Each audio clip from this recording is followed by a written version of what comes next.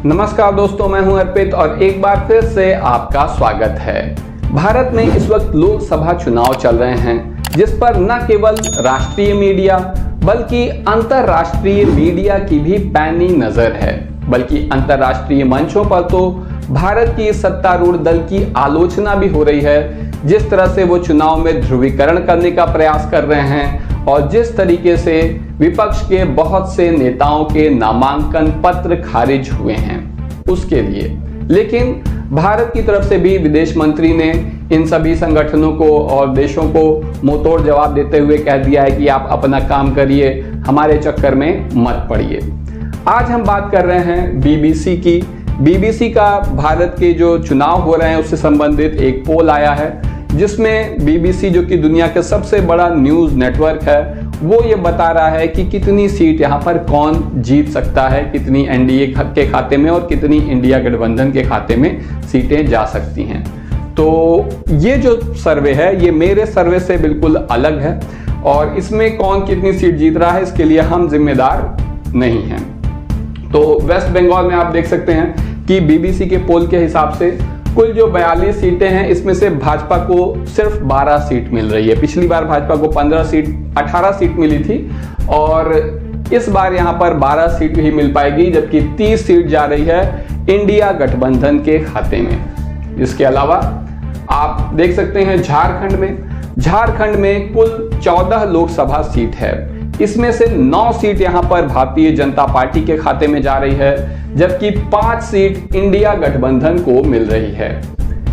छत्तीसगढ़ में 11 लोकसभा सीट है, जिसमें से भारतीय जनता पार्टी के खाते में जो ऑरेंज कलर का बार है ये भाजपा का या एनडीए का है। तो यहां पर 7 लोकसभा सीट है मिल रही है भाजपा को छत्तीसगढ़ में 11 में से, जबकि 4 पर इंडिया गठबंधन जीत रहा है।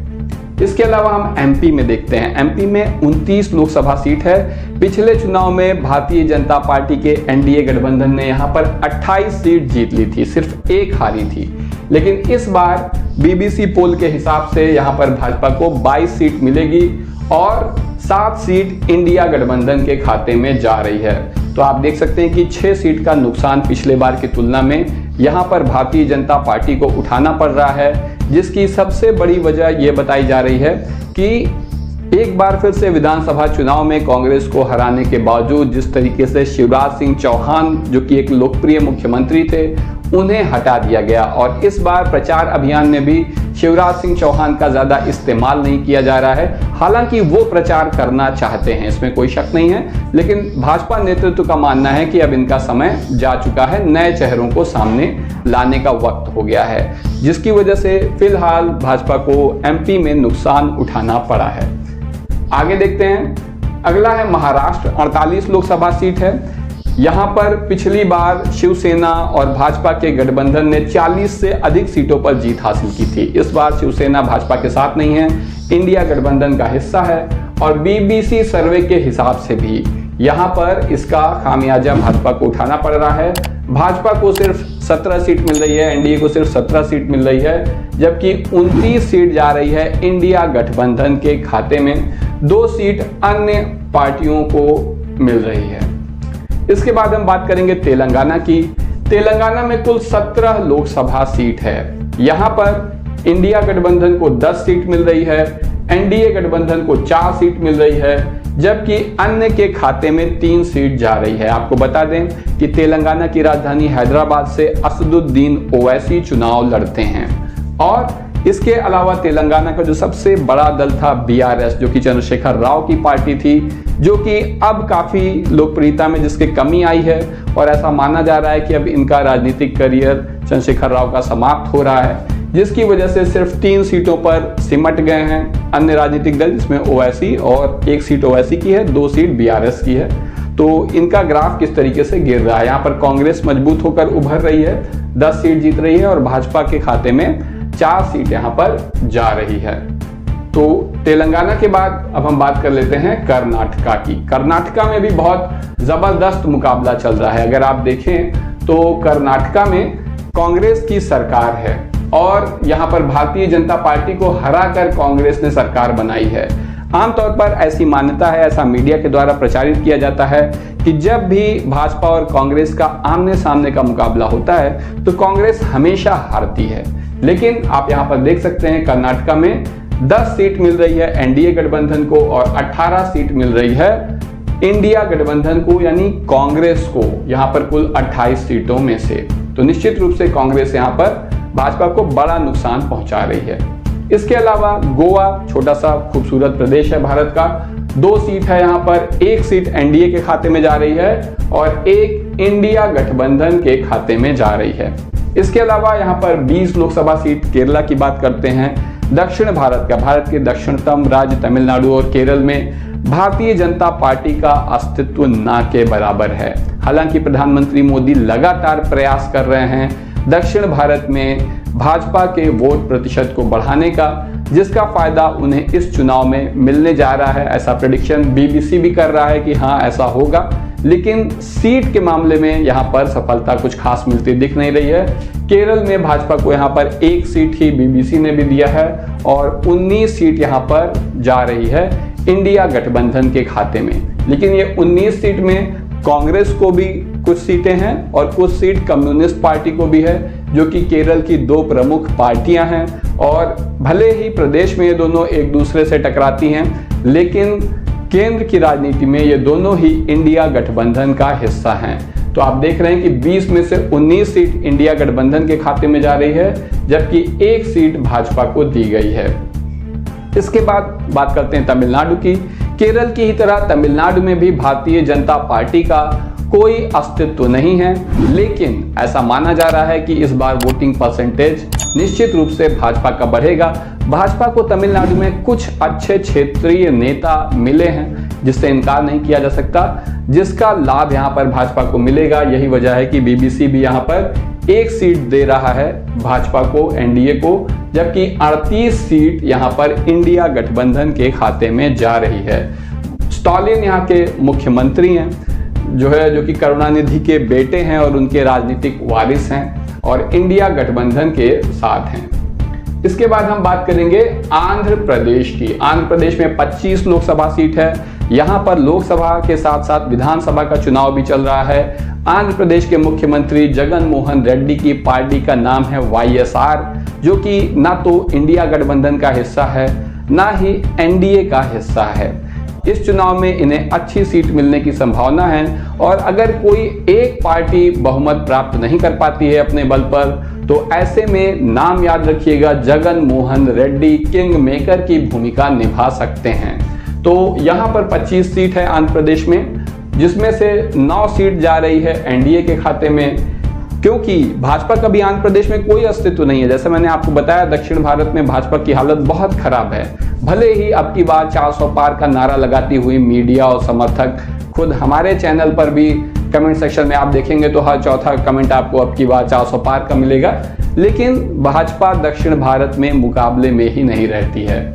यहाँ पर जो भाजपा की 9 सीट बन रही है वो इस वजह से बन रही है कि टीडीपी, तेलुगु देशम पार्टी, जो कि चंद्रबाबू नायडू की पार्टी है, उससे भाजपा का गठबंधन है। इसके अलावा जन सेना पार्टी है, जो कि पवन कल्याण यहाँ के बहुत बड़े तेलुगु स्टार हैं, उन्होंने अपनी पार्टी बनाई है, अभी शुरुआत ही हुई है उनकी पार्टी की, वो भी भाजपा के साथ गठबंधन में है, जिसकी वजह से यहाँ पर 9 सीट भाजपा को मिल रही है। कांग्रेस भी यहाँ पर कमजोर है, आप देख सकते हैं 1 सीट ही मिल पा रही है यहाँ पर इंडिया गठबंधन को, जबकि 15 सीट बीबीसी के सर्वे के हिसाब से यहाँ पर जगन मोहन रेड्डी की वाईएसआर कांग्रेस को मिलने जा रही है। अगर आप में से कोई भी लोग यहाँ किसी प्रदेश के हों तो आप हमें कमेंट सेक्शन में जरूर बताएं कि आप बीबीसी का सर्वे कितना ठीक पा रहे हैं। इसके अलावा हम बात करते हैं गुजरात की। गुजरात में 26 लोकसभा सीट है। ऐसा कहा जा रहा था कि यहाँ पर भाजपा को इस बार काफी नुकसान उठाना पड़ सकता है, लेकिन बीबीसी के हिसाब से यहाँ पर भाजपा की 3 सीट कम हो रही है, क्योंकि पिछली बार भाजपा ने 26 में 26 सीट जीत ली थी। इस बार भाजपा को 23 सीट मिल रही है और 3 सीट जा रही है इंडिया गठबंधन के खाते में। गुजरात की बात अगर हम देखें तो ये है राजस्थान। गुजरात में भले ही यहाँ पर 26 में 26 सीट जीती थी, आपको जैसा मैंने बताया, राजस्थान की भी 25 में से 24 सीट पिछली बार भारतीय जनता पार्टी ने जीत ली थी। इस बार यहाँ पर भाजपा को काफी कठिनाइयों का सामना करना पड़ रहा है। यहाँ पर 25 में से 15 सीट ही भाजपा को मिल पाएगी, जबकि 10 सीट जा रही है इंडिया गठबंधन के खाते में। तो यहाँ पर कांग्रेस ने हालांकि अभी विधानसभा चुनाव कुछ ही महीने पहले हारी है, लेकिन वो चुनाव भी काफी तगड़ा था, काफी मुकाबले का कांटे का मुकाबला यहाँ पर देखने को मिला था। और वैसा ही कुछ यहाँ लोकसभा चुनाव में भी देखने को मिल रहा है कि कांग्रेस अच्छा प्रदर्शन कर रही है। यहाँ पर लोकसभा चुनाव में भाजपा को काफी नुकसान उठाना पड़ रहा है। इसके बाद बात करते हैं पंजाब की। सिखों से भारतीय जनता पार्टी का लगातार विरोध कायम है पिछले 5 साल से। 13 लोकसभा सीट है पंजाब में। भाजपा यहाँ किसी भी नंबर की पार्टी कभी नहीं रही है। भाजपा को यहाँ पर पिछली बार भी 2019 में भी सिर्फ 2 सीट मिली थी। इस बार भी बीबीसी के सर्वे के हिसाब से सिर्फ 1 सीट मिलेगी।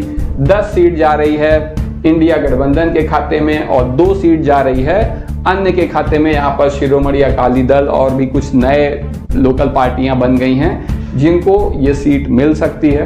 तो पंजाब का ये हुआ मामला। इसके बाद हम हरियाणा की बात करते हैं। पिछली बार यहाँ पर सभी सीटें भाजपा ने जीत ली थी। 10 लोकसभा सीट है यहाँ पर, लेकिन इस बार भाजपा अपने पुराने प्रदर्शन को दोहराने में सफल नहीं होती दिखाई दे रही है।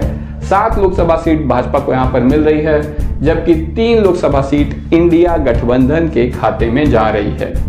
इसके अलावा जम्मू कश्मीर में देखिए जो 6 लोकसभा सीट थी, ये धारा 370 के पहले तक हुआ करती थी। जब से धारा 370 को हटाया गया है तो जम्मू कश्मीर एक अब प्रदेश नहीं है, एक केंद्र शासित प्रदेश है, यूनियन टेरिटरी है, जिसमें 5 लोकसभा सीट है जम्मू और कश्मीर की। लद्दाख को इससे अलग कर दिया गया है जिसकी 1 सीट है। तो इस तरह से 5 एक 6 टोटल मिलाकर होती है।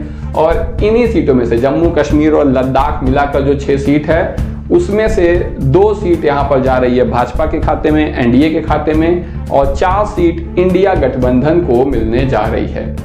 इसके बाद हम बात करेंगे हिमाचल की। हिमाचल में 4 लोकसभा सीट है।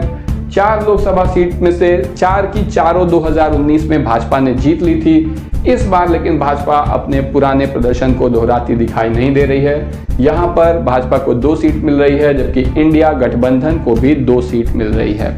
मैंने आपसे पूछा था कि कंगना रनावत जीत पाएंगी कि नहीं। अगर आप वहाँ के रहने वाले हो तो कृपया हमें बताएं।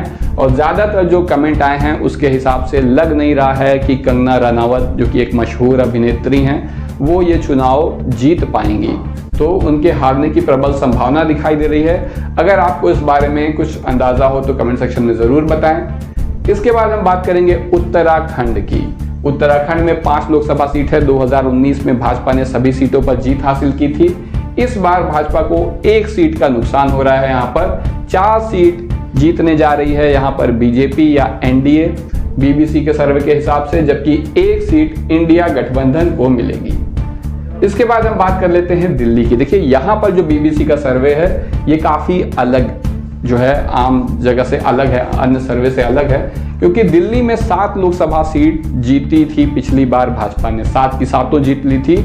इस बार ऐसा अनुमान लगाया जा रहा था कि क्योंकि कांग्रेस और आम आदमी पार्टी का गठबंधन है, जिस वजह से भाजपा को बहुत ज्यादा नुकसान उठाना पड़ेगा। आम आदमी पार्टी की दिल्ली में सरकार भी है, लेकिन ऐसा बीबीसी के हिसाब से यहाँ पर भाजपा को 2 सीटों का ही नुकसान उठाना पड़ रहा है। 5 सीट भाजपा को मिल रही है, जबकि 2 सीट यहाँ पर इंडिया गठबंधन के खाते में जा रही है। इसके बाद हम बात करेंगे उत्तर प्रदेश की। उत्तर प्रदेश में 80 लोकसभा सीट है, आप देख सकते हैं 80 लोकसभा सीट है, और इस 80 में से 54 सीट भारतीय जनता पार्टी जीत रही है। पिछली बार भाजपा को 64 सीट मिली थी, 64 मिली थी एनडीए को। भाजपा को जो है, हाँ, एनडीए में जो है यहाँ पर अपना दल भी शामिल है। तो इस तरीके से इस बार 10 सीट का यहाँ पर नुकसान हो रहा है और 54 सीट यहाँ पर भाजपा जीत रही है, 54, जबकि 24 सीटों पर इंडिया गठबंधन जीत रहा है समाजवादी पार्टी के राष्ट्रीय अध्यक्ष अखिलेश यादव के नेतृत्व में। ऐसा बीबीसी के सर्वे का मानना है। मुझे ऐसा लगता है कि ये संख्या और बढ़ सकती है या बढ़ेगी। इसके अलावा बीबीसी के सर्वे के हिसाब से 2 सीट अन्य के खाते में जा रही है। ये अन्य कौन हो सकते हैं? ये बसपा हो सकती है या फिर कोई और भी दल हो सकता है। इस बारे में आपका क्या कहना है हमें कमेंट सेक्शन में बताएं। मुझे लगता है कि बसपा कुछ सीटें जीत सकती है। हालांकि बसपा का वोटिंग परसेंटेज अच्छा खासा रहेगा, लेकिन देखो बसपा की क्या समस्या है कि उत्तर प्रदेश में बसपा का अच्छा वोट है, लेकिन वो एक पूरे प्रदेश में फैला हुआ है, कहीं एक जगह पे इकट्ठा होके नहीं है। जैसे कि समाजवादी पार्टी का जो यादव वोट है वो कुछ बेल्ट में इकट्ठा है, जिसकी वजह से सीट जीतने में आसानी होती है। लेकिन बसपा का वोट जो है वोट शेयर पूरे प्रदेश में फैला हुआ है, जिस वजह से ज्यादा प्रतिशत होने के बावजूद भी यहाँ पर उन्हें सीट निकालना उतना आसान नहीं होता है। हालांकि वो चुनाव को प्रभावित करने की क्षमता कहीं अधिक रखते हैं। बिहार में 40 लोकसभा सीट है, जिसमें से 25 सीट मिल रही है यहाँ पर एनडीए गठबंधन को। नीतीश कुमार काफी कमजोर बनकर सामने आए हैं इस चुनाव में। 25 अभी आपने भी देखा होगा कि वो भाजपा के कमल के चिन्ह को प्रचार कर रहे थे, जबकि उनकी अपनी अलग पार्टी है, लेकिन मोदी जी के साथ वो भाजपा का कमल लेकर घूम रहे थे। तो बिहार में 40 सीट है, जिसमें से 25 पर एनडीए जीत रहा है और 15 सीट तेजस्वी यादव के नेतृत्व में इंडिया गठबंधन जीत रहा है। बीबीसी के हिसाब से यहाँ पर भी मेरा मानना है कि संख्या और बढ़ सकती है। हालांकि एक वक्त था जब तेजस्वी यादव के नेतृत्व को पूरी तरह से मेन स्ट्रीम मीडिया द्वारा भारत की खारिज कर दिया गया था। अब हम देखें, उड़ीसा में 21 लोकसभा सीट है, जिसमें से 7 सीट पर भारतीय जनता पार्टी जीत सकती है यहाँ पर, और 3 सीट इंडिया गठबंधन के खाते में जा सकती है, यानी कांग्रेस के खाते में जा सकती है, और 11 सीट यहाँ पर बीजू जनता दल, जो कि नवीन पटनायक जी की पार्टी है, जो मुख्यमंत्री हैं उड़ीसा के, उनको यहाँ पर मिल सकती है। ऐसा बीबीसी का आकलन है। मेरा भी आकलन लगभग ऐसा ही है। तो इस बारे में हम इस वीडियो में बात नहीं करेंगे कि मैं क्या सोचता हूँ। सिक्किम में 1 लोकसभा सीट है। 1 लोकसभा सीट जो है वो एनडीए को मिलती दिखाई दे रही है। असम में 14 सीट है और यहाँ पर जो है 8 सीट मिल रही है भाजपा को, एनडीए गठबंधन को, जबकि 6 सीट इंडिया गठबंधन को मिल रही है। इसके अलावा मेघालय में 2 सीट है, 1 इंडिया गठबंधन को और 1 एनडीए को मिल रही है। अरुणाचल में भी 2 सीट है, 1 एनडीए और 1 इंडिया गठबंधन के खाते में जा रही है। नागालैंड में 1 सीट है जो कि इंडिया गठबंधन के खाते में जा रही है। मणिपुर में 2 सीट है, दोनों ही इंडिया गठबंधन के खाते में जा रही है, क्योंकि यहाँ पर जो है जो पब्लिक है वो काफ़ी ज़्यादा नाराज है भारतीय जनता पार्टी के मिसमैनेजमेंट से। यहाँ पर पिछले काफ़ी समय से दंगे चल रहे हैं, जिसके लिए सरकार कुछ भी कदम नहीं उठा रही है। मिजोरम में 1 लोकसभा सीट है, जिस पर इंडिया गठबंधन को जीत मिल रही है, और त्रिपुरा में 2 सीट है, जिस पर 1 में एनडीए जीत रही है और 1 में इंडिया गठबंधन। इसके अलावा अंडमान निकोबार की 1 सीट है जो कि इंडिया गठबंधन के खाते में जा रही है। लक्षद्वीप में भी 1 सीट है जो कि इंडिया गठबंधन के खाते में जा रही है, और पौंडीचेरी जो कि एक केंद्र शासित प्रदेश है तमिलनाडु में, तो यहाँ पर जो है 1 सीट है जो कि एनडीए के खाते में जा रही है। इसके अलावा दादरा नगर हवेली, दमन और दीव में 2 सीट है और दोनों ही एनडीए के खाते में जा रही है बीबीसी के सर्वे के हिसाब से। और चंडीगढ़ में 1 सीट है जो कि इंडिया गठबंधन के खाते में जा रही है। तो इस तरह से अगर आप देखें तो कुल 543 सीट जो हैं जिन पर चुनाव हो रहा है। बीबीसी का ऐसा आकलन है कि इसमें से 253 सीट मिल जाएगी एनडीए को और 255 सीट जा रही है इंडिया गठबंधन के खाते में, और अन्य के खाते में 35 सीट जा रही है। तो इस हिसाब से बीबीसी को ऐसा आकलन है कि किसी को भी पूर्ण बहुमत नहीं मिलेगा, 272 पूर्ण बहुमत के लिए आवश्यक है। अब आप यहाँ पर एक खास बात ये देखें कि ये जो अन्य राजनीतिक दल हैं, जैसे कि जगन मोहन रेड्डी की पार्टी, नवीन पटनायक की पार्टी, या फिर अगर मायावती जी की भी अधिक सीट जीत कर आती है, तो इन लोगों का रोल किंग मेकर वाला हो जाएगा, बहुत ही महत्वपूर्ण हो जाएगा। ऐसे में अब आपका क्या कहना है? आपको क्या लगता है कि क्या ऐसा ही कुछ जो है रिजल्ट आएगा, हमें 4 जून को देखने को मिलेगा, या इसमें कुछ बदलाव हो सकते हैं, किसी एक पार्टी को पूर्ण बहुमत मिल जाएगा?